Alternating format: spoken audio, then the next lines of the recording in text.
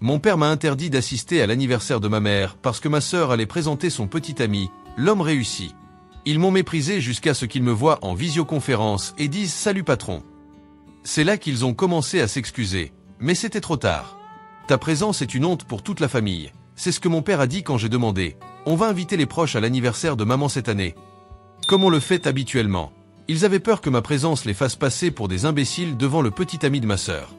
Après cela, je n'ai rien dit, en silence. Je me suis connecté à mon compte bancaire et j'ai annulé tous les paiements automatiques que j'avais réglés au cours des 2 dernières années. Un mois plus tard, ils se sont rendus compte de l'importance de ce que j'avais fait, mais il était déjà trop tard. Je n'ai accepté aucune excuse. J'ai choisi de vivre pour moi-même.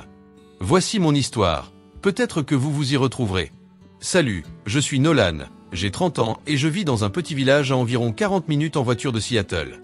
Chaque matin, je me prépare une tasse de café, je mets les prévisions météo et je pars au travail, à moins de 10 mètres de chez moi. J'ai cofondé une petite entreprise de technologie dans le domaine des énergies renouvelables. Tout le monde ne comprend pas ce que je fais, même ma famille. Ils pensent encore que je passe mes journées à visser des boulons et à réparer des machines, mais cela m'est égal.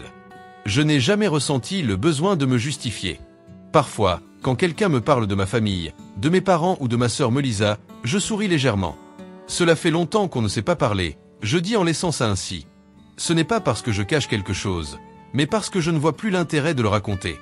Je n'ai pas eu de contact avec eux depuis plus de 2 ans, ni appel, ni message, ni vacances, ni anniversaire, rien. Juste une longue et silencieuse période, comme si la ligne entre nous avait été coupée et que personne ne s'était donné la peine de la recoller.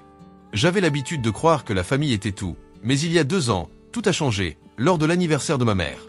2 ans auparavant, 3 semaines avant son anniversaire, je venais de réserver mon vol et j'avais pris du temps libre au travail. Le plan était simple, rentrer tôt, passer quelques jours à la maison et aider à tout préparer comme chaque année. Rien de spécial, je voulais juste les prévenir.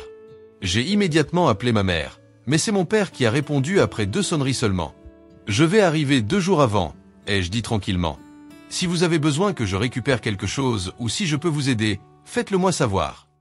Au début, il a simplement répondu peut-être, mais il a hésité, et quand il a finalement parlé, sa voix semblait plus grave que d'habitude, comme s'il essayait d'éviter quelque chose. Nolan, si c'est possible, peut-être que tu ne viens pas à la maison cette année. À ce moment-là, j'ai pensé qu'il était juste préoccupé par mon emploi du temps. D'accord, papa, ai-je répondu tout en tenant ma tasse de café chaud. Tout est arrangé, ce n'est pas un problème. Il y eut une plus longue pause cette fois, puis il reprit la parole, cette fois plus fermement, mais aussi plus froidement. Melissa amène son petit ami à la maison cette année. Il est directeur, quelqu'un d'important, il parle bien et se comporte correctement. Et ton travail, eh bien, ce n'est pas très confortable pour en parler, donc il vaut mieux que tu ne viennes pas. À ce moment-là, j'ai senti la chaleur monter du bas de ma nuque jusqu'à mon visage. Mon cœur fit un bond et j'ai instinctivement serré plus fort ma tasse de café. « Qu'est-ce que tu viens de dire ?» ai-je rétorqué, incapable de garder mon calme. « Tu es en train de me dire ça maintenant ?» Il ne l'a pas nié, ne s'est pas rétracté, n'a pas adouci le ton, il a simplement dit, de manière directe et coupante, « Ta présence ne ferait que gêner toute la famille. Si tu insistes pour venir, ne m'appelle plus papa, point. » Et puis, sans la moindre pause, il a raccroché. J'ai laissé tomber le téléphone. Ma main tremblait légèrement, encore humide de sueur. L'appartement autour de moi était complètement silencieux. Pas de télévision, pas de bruit de pas, juste moi là, debout, regardant dans le vide comme si on m'avait arraché ma vie. Ces paroles résonnaient dans ma tête, lentes et claires, comme un enregistrement coincé dans une boucle. Ta présence serait une honte pour toute la famille. Si tu insistes pour venir, ne m'appelle plus papa. Un instant, je me suis demandé si je n'avais pas mal entendu. Mais non, chaque mot et chaque ton était glacé comme de la glace et solide comme de la pierre. Il n'y avait pas eu de lapsus, aucun espoir. J'ai serré les dents, ma gorge serrée comme si quelque chose s'y était coincé et refusait de descendre. À ce moment-là, les souvenirs ont commencé à remonter. Je payais silencieusement toutes les factures pour eux, électricité, eau, internet pendant plus de 2 ans. Personne n'en a jamais parlé, et maintenant, on me qualifiait de honte pour la famille. Immédiatement, j'ai pris mon téléphone, les mains encore tremblantes, bien que mon esprit ait commencé à se refroidir. J'ai ouvert mon application bancaire et j'ai fait défiler l'historique des transactions. Mon seul objectif était de voir combien j'avais dépensé pour ma famille au cours des 2 dernières années. J'avais besoin d'un chiffre. Facture d'électricité, facture d'eau, service internet, chaque mois sans exception, chaque paiement effectué à temps et retiré automatiquement de mon compte, presque $400 par mois comme une montre bien réglée, pendant 2 années consécutives. J'ai fait défiler lentement jusqu'à la fin. Total dépensé, 9 842 $ et 17 cents. Je suis resté là à regarder ce chiffre pendant quelques secondes de plus, pas parce que j'étais surpris, mais parce qu'il y avait quelque chose à l'intérieur de ma poitrine qui s'était soudainement installé. Ce n'était ni de la tristesse, ni même de la colère, juste du vide. Presque 10 000 $ et maintenant on m'appelle la honte de la famille. Pendant que je regardais la longue liste de transactions bancaires, une question silencieuse est apparue. Une question que personne dans ma famille n'avait jamais posée en 30 ans. Est-ce que Melissa a déjà fait autant pour nos parents que moi? Ce n'était pas de la jalousie, je ne cherchais pas de reconnaissance. C'était juste une question. Si je suis considéré comme la honte de la famille, avec qui est-ce qu'on compare ce critère exactement? J'avais payé presque 10 000 $ en frais de subsistance pour eux, en silence, sans rien demander en retour, sans jamais en parler. Et elle, a-t-elle eu à sacrifier quelque chose un jour? A-t-elle jamais demandé si elle avait besoin d'aide? Ou est-elle juste apparue, a souri, a fait bonne impression avec une jolie robe et un petit ami réussi au bras? Je ne posais pas cette question pour faire le compte. Je posais cette question parce que, pour la première fois, j'ai réalisé quelque chose. Dans cette famille, la justice n'a jamais fait partie de l'équation. J'avais appris à être invisible depuis mon enfance. Dans les photos de famille, c'était toujours moi qui étais partiellement caché derrière quelqu'un, ou pris en bordure du cadre. Je ne me faisais jamais dire de me retirer, mais d'une manière ou d'une autre, je le faisais toujours. Tous les moments importants de notre famille tournaient autour de Melissa, des anniversaires et des remises de diplômes à ses ruptures. Il y avait toujours une raison pour que tout le monde se rassemble, la console, la félicite. Quant à moi, je ne me souviens même pas de la dernière fois où quelqu'un m'a demandé si j'allais bien. Melissa est 2 ans plus âgée que moi, mais la véritable différence entre nous n'a jamais été l'âge. Elle était l'espoir, la fille avec un avenir, dont nos parents parlaient avec fierté lorsque la famille venait nous rendre visite. Et moi, dans ces mêmes conversations, si je devais être mentionné, c'était une note en bas de page rapide. Nolan. Ah, il fait quelque chose avec la technologie, je crois. Je croyais qu'en travaillant assez dur, en ne causant pas de problème, en faisant tout en silence, peut-être qu'un jour ils verraient enfin qui j'étais. Mais ils ne l'ont jamais fait. Il s'avère que lorsque tu es habitué à être invisible, personne ne remarque quand tu es parti. J'ai commencé à payer les factures des services publics de mes parents, électricité, eau, internet, il y a presque 2 ans. Tout a commencé avec un appel de ma mère ce jour-là. Elle se plaignait de l'augmentation du coût de la vie, de la hausse inattendue de leurs factures ce mois-là et de la façon dont ses revenus de retraite ne suffisaient plus. Puis, d'un ton hésitant, elle a dit « Si tu pouvais nous aider un peu, ça signifierait beaucoup. » J'ai accepté, pensant que ce ne serait que pour quelques mois, jusqu'à ce que les choses se calment. Mais les mois suivants ont été exactement les mêmes que le premier.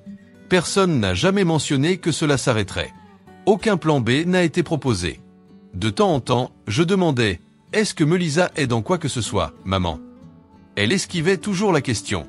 Parfois, elle disait « Aide-nous ce mois-ci, ta sœur contribuera le mois prochain. » D'autres fois, « Ta sœur paie les frais médicaux de papa, ce n'est pas facile non plus. » J'ai entendu ces phrases tellement de fois que je pourrais les réciter de mémoire, et je souriais simplement et je laissais passer chaque fois, parce qu'au fond, je savais que rien de tout cela n'était vrai.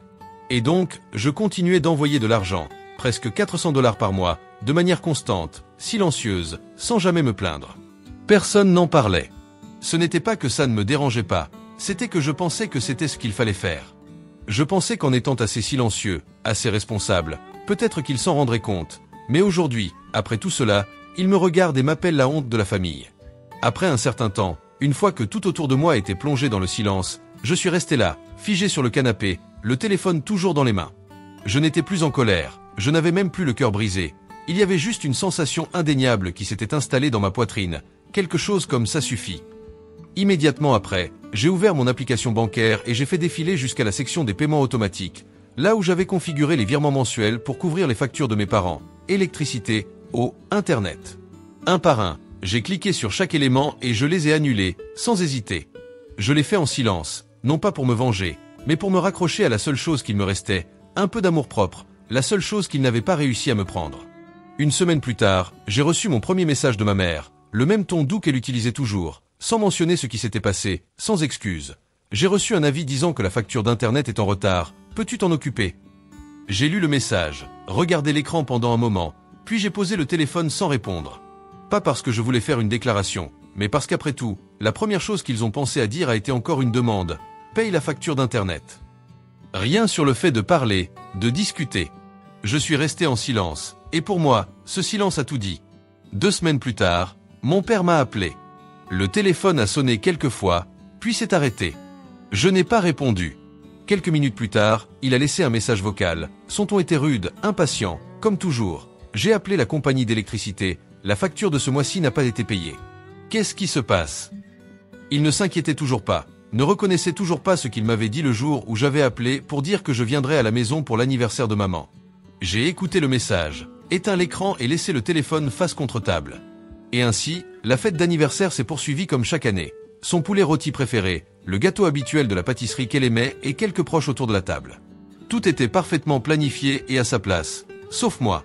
Cet après-midi-là, à 16h, je me suis retrouvé dans mon salon avec une tasse de café qui avait depuis longtemps refroidi, quand mon téléphone a vibré. C'était ma mère qui appelait. J'ai regardé son nom à l'écran pendant quelques secondes, puis j'ai laissé le téléphone sonner. Je n'ai pas répondu, je n'y ai même pas pensé 2 fois. Quelques minutes plus tard, mon père a appelé, puis Mélissa. 3 appels en moins de 10 minutes. Je les ai laissés passer tous, sans curiosité, sans envie de répondre. J'étais juste là, appuyé doucement contre le dossier de la chaise, les yeux fixés sur la fenêtre embuée. Le ciel extérieur était d'un gris terne. Il ne pleuvait pas, mais il faisait froid, d'une manière silencieuse et insidieuse, comme si l'hiver venait juste de frôler ta porte. Encore une fois, j'ai appris que les choses ne changent pas pour ceux qui ne veulent pas voir leurs propres responsabilités. Vous avez dit. Quelques minutes plus tard, les messages ont commencé à affluer. Ma mère a été la première. Nolan, ils ont coupé l'électricité, toute la maison est dans le noir. S'il te plaît, paye la facture. J'ai pris le téléphone, j'ai lu son message en silence, sans colère, sans surprise, juste un vide silencieux qui s'est étendu dans ma poitrine. Ce genre de vide qu'on ressent quand on a pris soin d'une famille pendant des années, et que maintenant, on est le seul à porter ce fardeau. Ensuite, mon père, il n'y a pas d'eau, on ne peut pas cuisiner. Prends soin de ça maintenant. Puis Mélissa, Internet ne fonctionne pas, les invités arrivent. Répare ça, s'il te plaît. Urgent. J'ai regardé l'heure, 17h12. Je m'en souvenais clairement. J'avais annulé tous les paiements automatiques exactement 3 semaines auparavant, juste après cette nuit où mon père m'avait dit que si je persistais à venir, il ne voulait plus me considérer comme son fils. Et maintenant, au milieu de l'anniversaire où l'on m'avait dit de ne pas venir, tout commençait à dérailler. L'électricité, l'eau, l'Internet. Chacun de ces services disparaissait au moment où ils en avaient le plus besoin. Je n'ai pas répondu aux messages, je n'ai pas appelé. Je n'avais pas besoin de me justifier. Je suis resté assis là, tournant lentement ma tasse de café froid entre mes mains, les yeux toujours fixés sur la fenêtre, comme si je regardais au-delà de tout ce que je pouvais voir. Et à ce moment-là, je l'ai su. Ce n'était pas parce qu'il me manquait. Il m'appelait parce qu'il n'y avait plus personne d'autre pour porter ce fardeau à leur place. Vers 18h, mon téléphone a vibré à nouveau, sans arrêt cette fois. Mais ce n'étaient plus mes parents ni Mélissa. Ce sont des proches, ceux qui ne font surface que pendant les vacances, mais qui se sentent d'un coup en droit de juger. Les messages arrivaient en vagues. Certains me traitaient de irrespectueux. L'un d'eux a écrit « Tu as honte de ta mère devant toute la famille ». Un autre, plus subtil mais tout aussi tranchant « Ta sœur avait raison, des gens comme toi ne devraient pas apparaître lors d'un jour heureux ». J'ai lu tous les messages sans me précipiter pour répondre. Pas parce que j'étais d'accord, mais parce que, depuis longtemps, j'avais cessé d'essayer de me justifier devant des gens qui choisissaient toujours le bruit de la foule plutôt que ce qui est juste. Juste au moment où j'étais sur le point de poser le téléphone, l'écran s'est rallumé. C'était ma tante Lorraine, la seule personne de la famille qui semblait encore avoir un peu de confiance en moi. Elle m'appelait en vidéo, via une vieille application que seul elle et moi utilisions, parce que nous étions les seuls à nous préoccuper suffisamment de nous regarder dans les yeux quand ça comptait. J'ai hésité un instant, puis j'ai répondu au second appel. La première chose que j'ai vue a été son visage, légèrement flou par la lumière jaune de la cuisine derrière elle, un endroit que je connaissais par cœur, chaque fissure du mur, chaque grincement du placard. Mais cette nuit-là, la pièce semblait différente. Il y avait des bruits de couverts, des rires maladroits et des conversations dispersées flottant dans l'air. Elle m'a regardé à travers l'écran, ses yeux étaient doux mais inquiets. « Tu ne vas pas le payer, Nolan. » Sa voix n'était pas accusatrice, juste légère, comme si elle essayait de comprendre ce qui se passait. Je l'ai regardé dans les yeux, et quand j'ai enfin parlé, ma voix était lente, comme si je sortais quelque chose que j'avais enterré depuis trop longtemps. « Tu sais, tante, c'était papa. Il m'a dit de ne pas venir. » J'ai avalé difficilement. Il a dit que si je continuais à insister pour revenir, je ne devrais plus jamais l'appeler papa. Elle est restée silencieuse, son regard a dévié, comme si elle scrutait la pièce derrière elle, et soudain, l'appel est devenu chaotique. J'ai entendu la voix de ma mère, plus audible maintenant, se frayer un chemin entre le bruit. Dis-lui que je suis honteuse de lui, en ce jour, de tous les jours.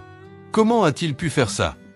Puis la voix de mon père, aiguë et forte. Ce n'est pas si grave, c'est juste payer quelques factures. Quel genre d'homme devient avare pour de l'argent? Une autre voix, probablement mon oncle. Pauvre Melisa, elle doit s'occuper d'un frère pareil. Des pas se sont rapprochés de la caméra. Mélissa est apparue derrière ma tante Lorraine, les bras croisés, les lèvres pincées, signe d'irritation. Elle a même répondu à l'appel. Maman a pleuré toute la journée. Est-ce qu'il s'en soucie vraiment? Quelle honte! Je n'ai dit aucun mot. Je me suis contenté de regarder, de m'accrocher à mon silence, comme si c'était la seule forme de protection qui me restait. Juste au moment où j'étais sur le point de mettre fin à l'appel, un autre visage est apparu sur le côté gauche de l'écran, un jeune homme avec des cheveux soigneusement coiffés et un costume sombre. Il m'a regardé, un éclat de confusion dans les yeux, puis a offert un sourire hésitant. « Salut, patron », a-t-il dit, d'une voix légèrement rauque, comme s'il n'était pas sûr que ces mots aient leur place ici.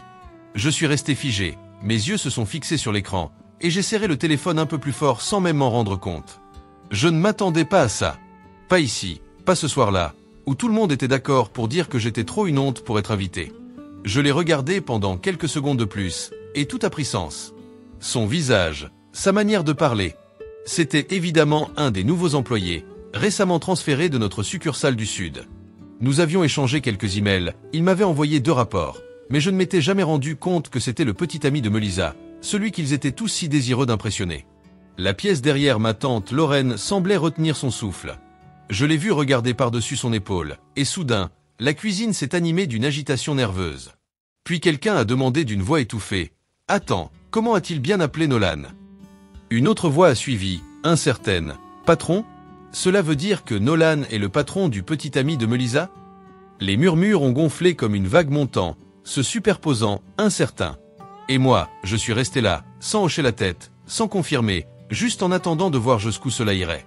À ce moment-là, le jeune homme s'est redressé, a regardé au-delà de la caméra vers les autres dans la pièce, puis a parlé clairement, comme pour être entendu de tous. Au cas où vous ne le sauriez pas, je travaille chez Pacific Terrich. Monsieur Nolan est l'un des cofondateurs de l'entreprise. Ces mots ont frappé net, assez fort pour interrompre le bruit des plats et des murmures, et la pièce est tombée dans une sorte de silence étrange, pas inconfortable, juste abasourdi. Je suis resté sans dire un mot. J'ai juste gardé les lèvres serrées et hoché la tête légèrement, comme une confirmation silencieuse. Il s'est tourné vers l'écran, avec les yeux légèrement écarquillés, et j'ai dit calmement, d'une voix uniforme, comme si les mots avaient attendu ce moment. « J'espère que votre grande présentation se passe parfaitement. » Puis, j'ai raccroché. Cette nuit-là, j'ai dormi profondément, sans me retourner dans tous les sens, sans penser à ce qui se passait, sans me réveiller dans l'obscurité avec des questions anciennes résonnant dans ma tête.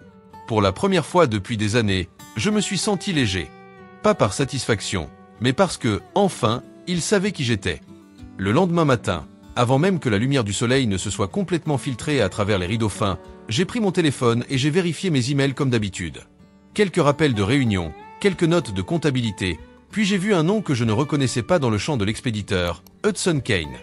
J'ai ouvert l'email et la première ligne m'a frappé immédiatement. « Je suis désolé, je ne savais pas que tu étais le frère de Melisa.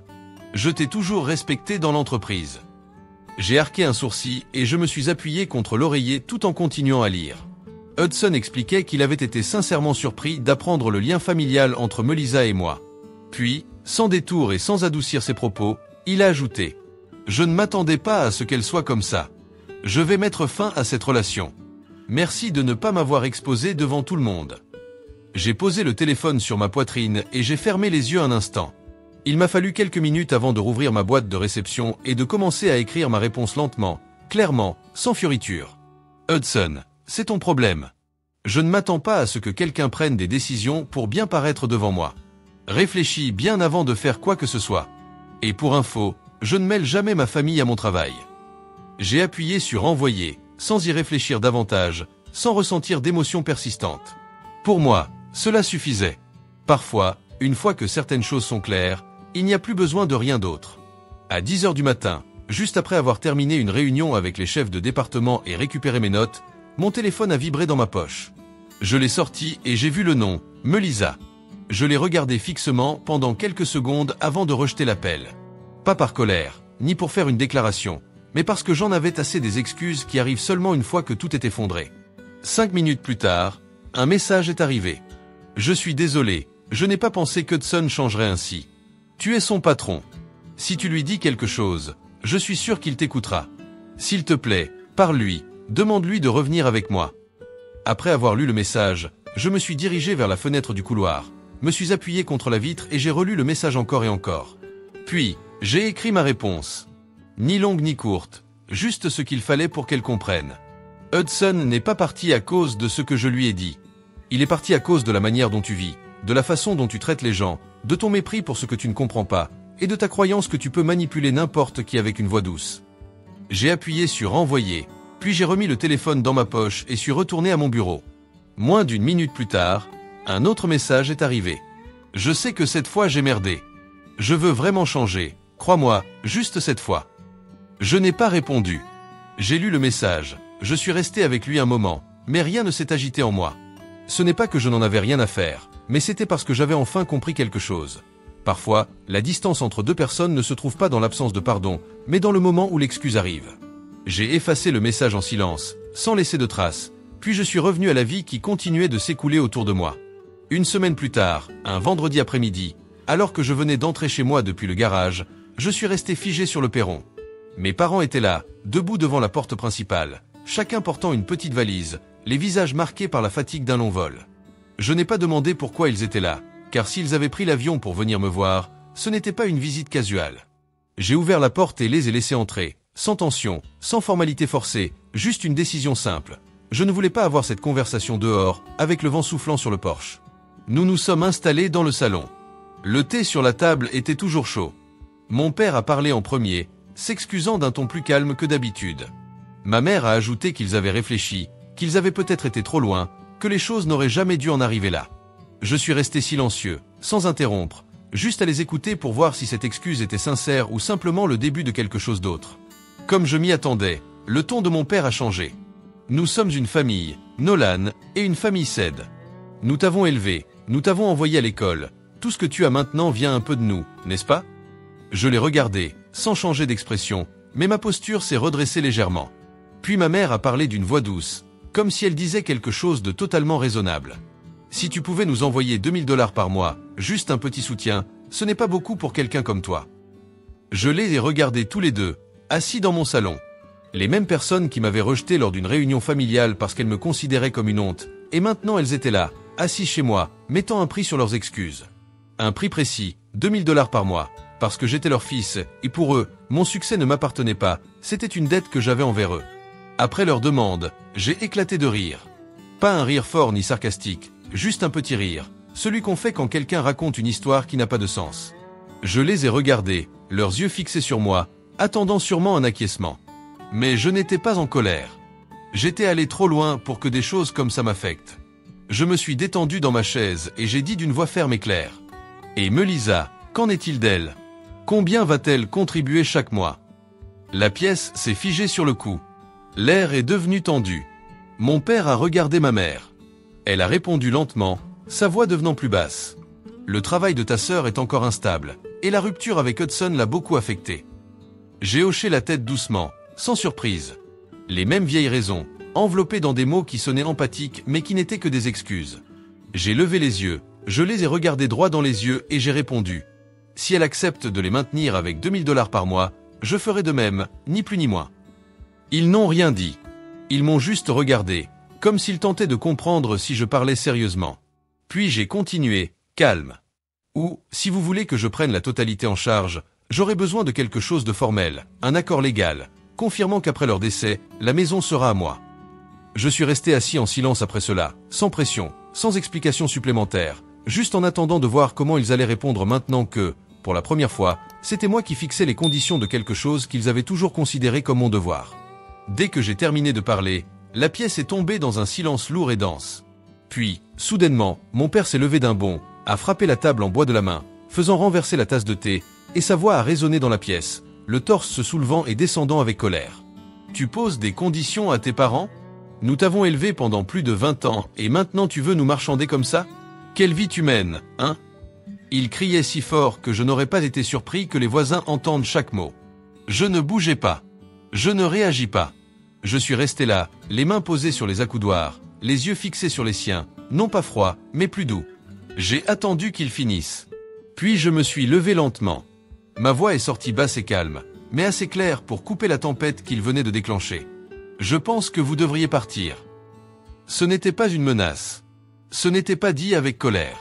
C'était simplement une demande de quelqu'un qui était arrivé à la limite de ce que le respect pouvait offrir. Personne ne répondit.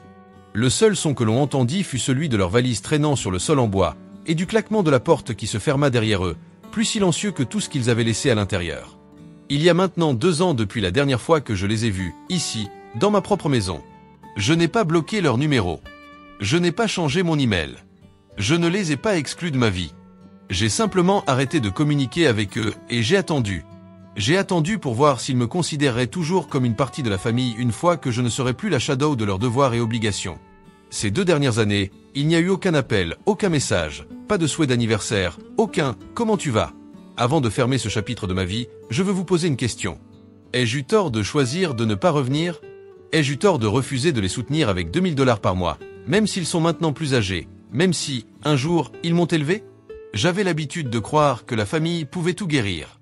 Mais après avoir été traité comme un étranger dans ma propre maison plus de fois que je ne peux le compter, j'ai choisi de me lever et de sortir de ce cycle. Peut-être ai-je été trop froid, ou peut-être que, enfin, j'étais en train d'apprendre à m'aimer moi-même au moment où c'était nécessaire. Laissez vos avis ci-dessous, j'aimerais vraiment connaître votre opinion, que vous soyez d'accord ou que vous voyez les choses différemment.